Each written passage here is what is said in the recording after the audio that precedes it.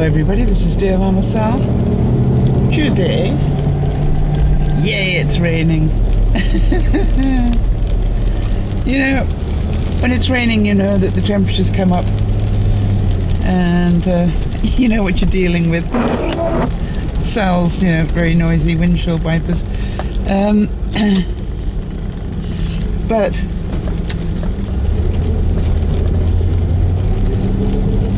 it is a balmy 2 degrees Celsius, which of course is 35 American. And life is good. It's a very exciting day for DearMamaSal viewers today.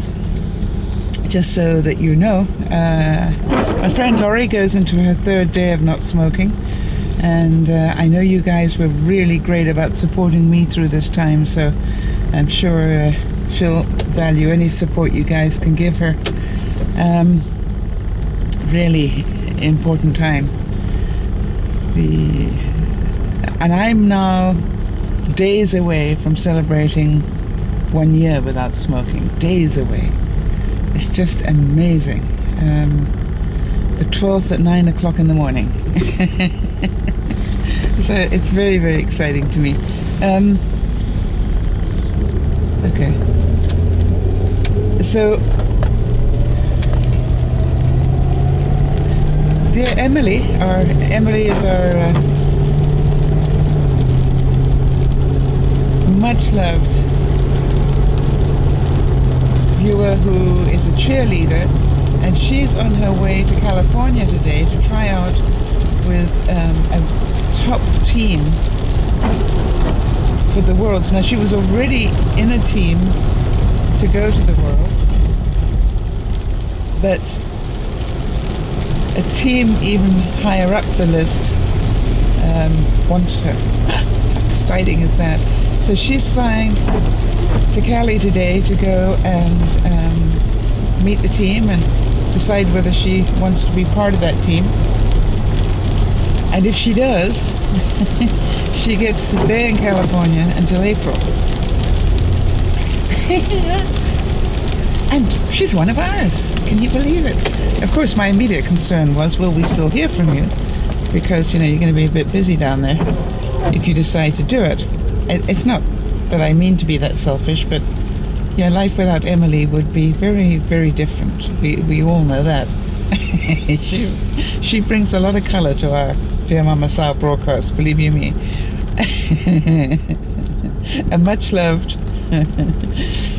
And she really has the market just about on insulting Sal. It really is quite funny. So if you're watching this tonight, which I doubt you will be, but I just want to let you know that we're all behind you here, sweetie, and have a wonderful time. Have a wonderful, wonderful time. To have been asked to fly and do what you're doing is in itself a huge, huge testament to how good you are. And therefore there is no fail in this. And, you know, this is your choice. You get to choose whether you want to do it or not. Wow. We didn't know we were blessed with stardom. And we are. Look at that. And then, of course, the third thing in terms of the viewer updates is that our favorite male Denmarkian, as we call him, Jesper, is undergoing surgery today. He's still having oral surgery. And Annemette wrote to me and asked for everybody to please send their thoughts and prayers to him so that he could recover quickly. And what a pleasure to do so, Annemette. We miss you guys big time. And I know that you're having a bit of problem with the computers, and that's okay. You know that whenever you two want to come back, we'll be waiting here with open arms to greet you. And it doesn't matter how long that takes you. Just know that we'll always be here for you. And certainly always be here for you in between, like situations like this where you need a bit of extra support. And remember that your computers may be having a problem with the video sections of it, but you can still write to us, you can still update us, and we can still write to you. So keep us informed on Facebook or whatever, just so that we can follow your path and support you guys when you need it. You are a very, very important part of our lives, and you've made us laugh many, many, many times.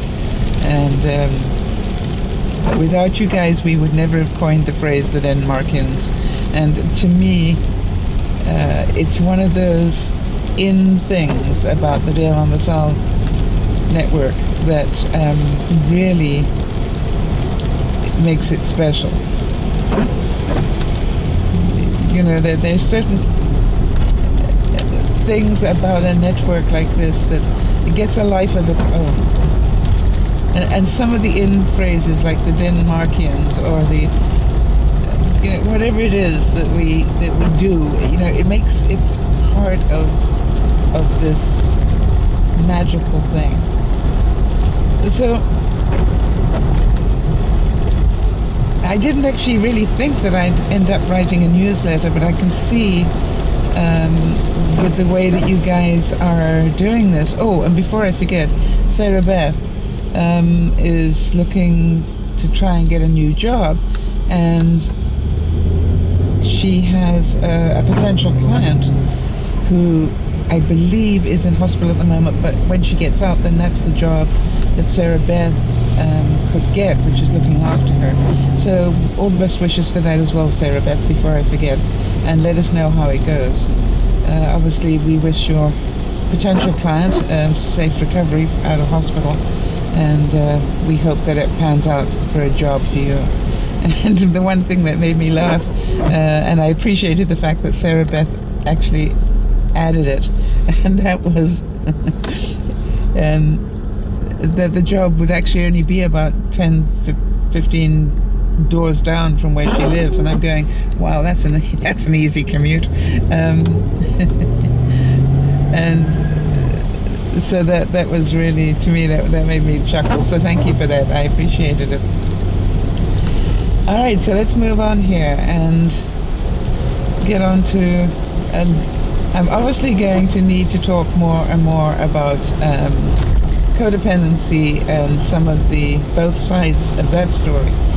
Now, codependency in a nutshell, and I'll keep repeating this, is basically when you end up trying to live your life through somebody else, or when you blame your life on somebody else,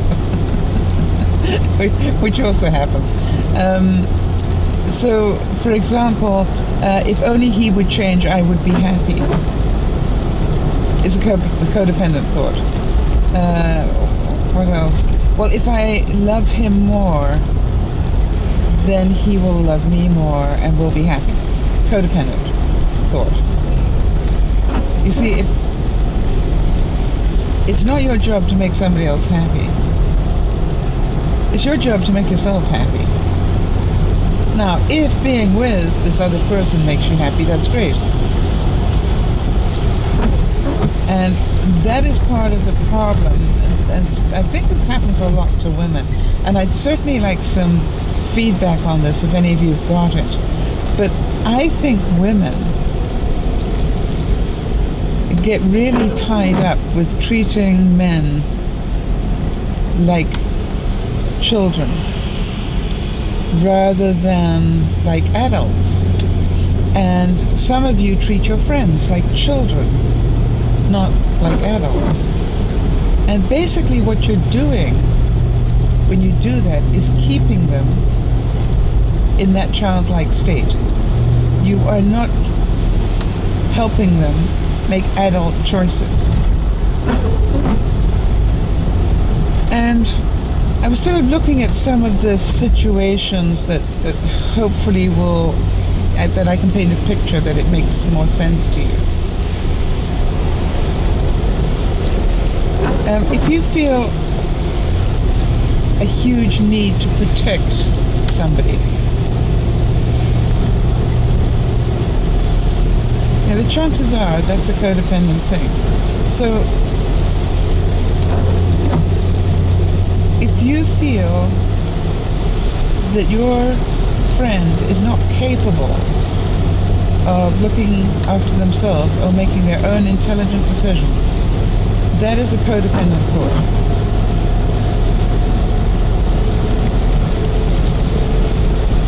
And what happens is we keep people in this childlike state by treating them that way.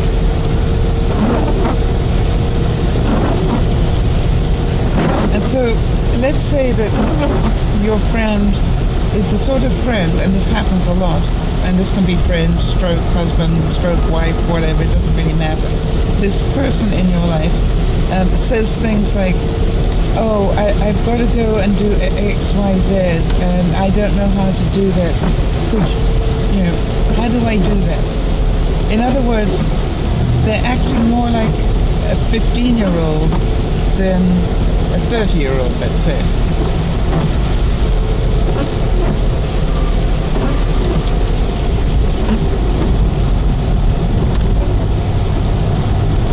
It's amazing to me how pathetically they talk to you. And if you think about it, you've all been subject to this at some level. What they're actually doing is manipulating.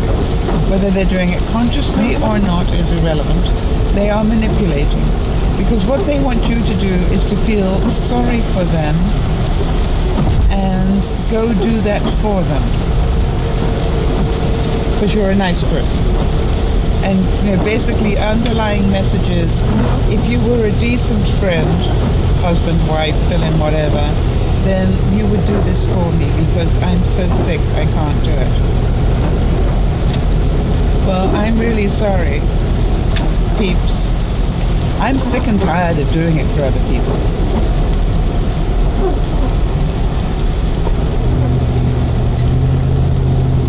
Do you know what I mean? I mean, that's... Excuse me? The last time I checked, you're an adult.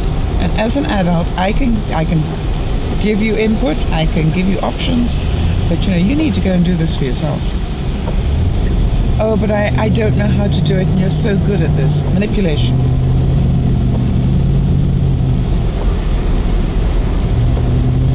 And so what happens is we overload ourselves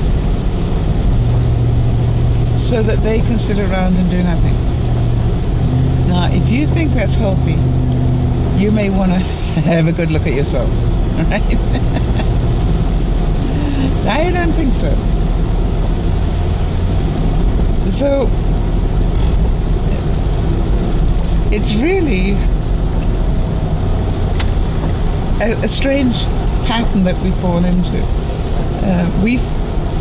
If the days that I can remember my thinking about this, we feel the need to fix somebody when they don't want to fix themselves.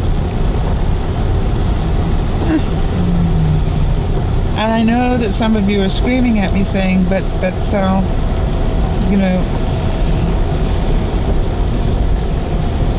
where do you draw that line? It's difficult. Quite honestly, I find it difficult.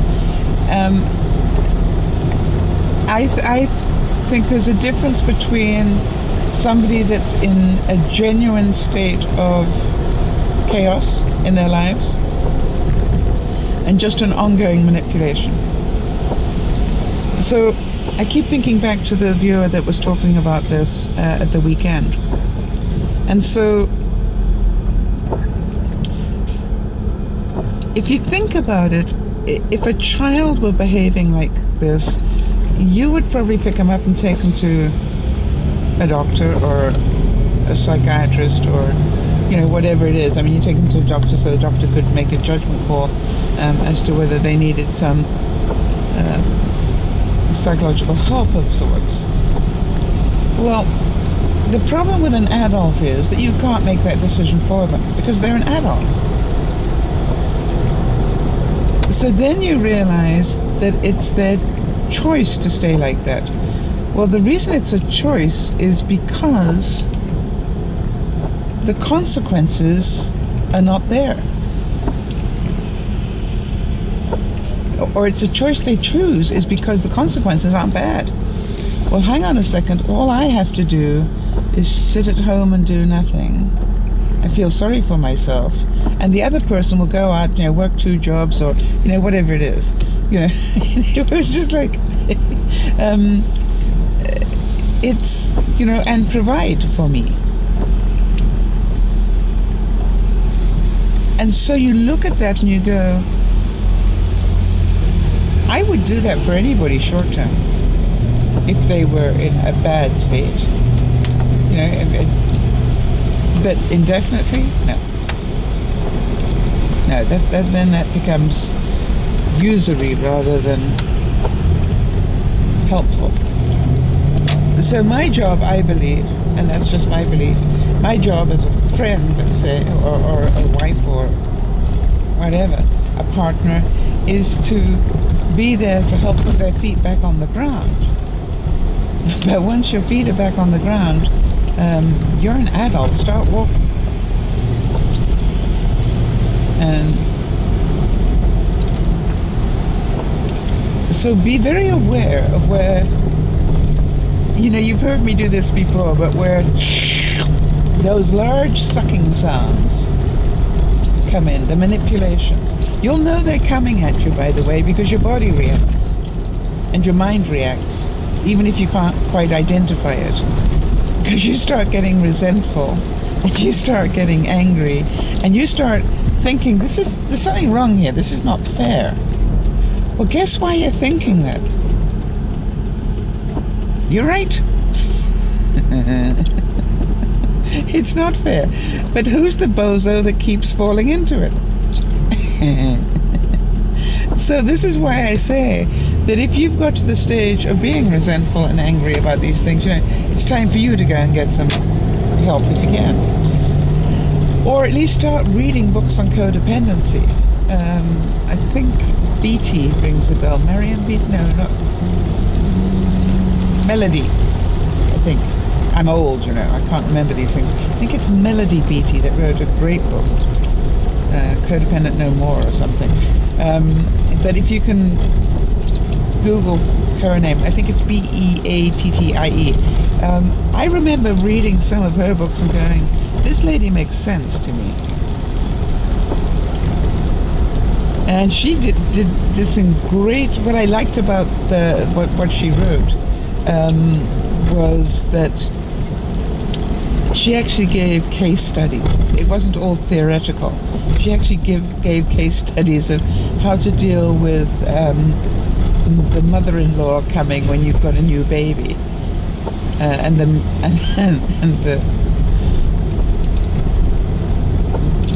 the interactions that happen then.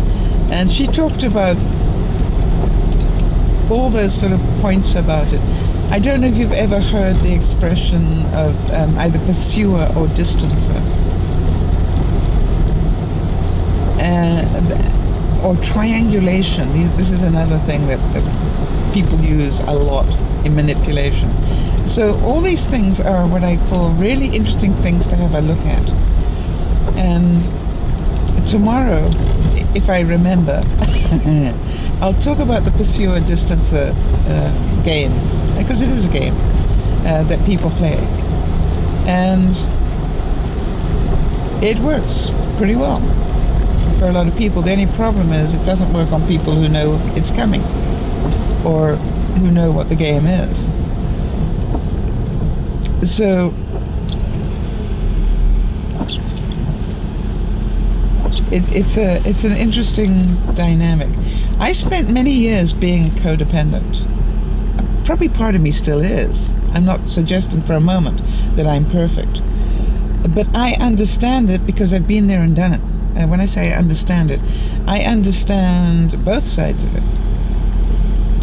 And I remember how much I used to blame other people for what was going wrong in my life. I never seemed to blame other people for what was going right in my life.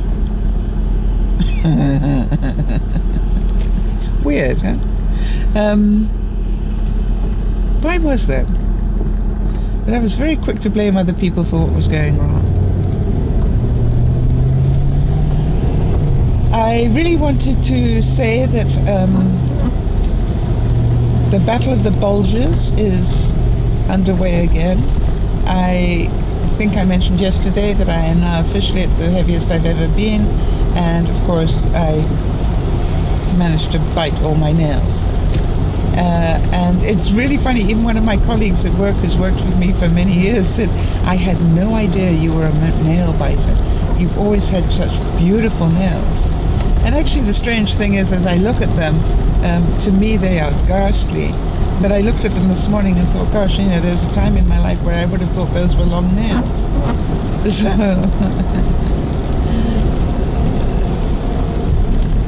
So that's, I've got to remember that reality as well. It's all a perspective, right? And in a couple of months they'll be quite presentable again, so I've just got to keep the nail polish on, chew off the nail polish if I've got to chew off anything, and stop chewing on the nails themselves. And that's how I did it originally, and that's how I need to go back to doing it until they're long again, when I wouldn't dream of biting them. I am actually in the place of going, I am so proud to have got through the last week and not smoked, because this was high stress at many levels for me this last week, and I managed to not smoke. So I can forgive myself for packing on some pounds, and I can forgive myself for having short nails, because I still didn't smoke.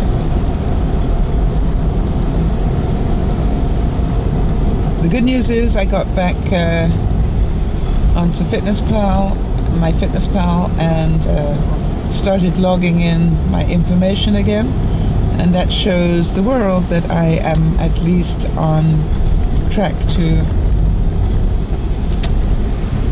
doing necessary steps to help me lose weight. I am a great believer, as you know, that if you do the behaviors, you've got a chance. If you're not even trying to do the behaviors, then, you know, it's not a goal, it's a wish. I wish somebody would magically come and drop, 20 pounds off me. Well, yeah, be careful what you wish for. You could lose a leg. So don't do that. Make sure that your goal is to have the self-discipline to lose 20 pounds by eating correctly and exercise. Now the joke is, for me to lose 20 pounds at this weight, God forbid, doesn't actually require even that doesn't even require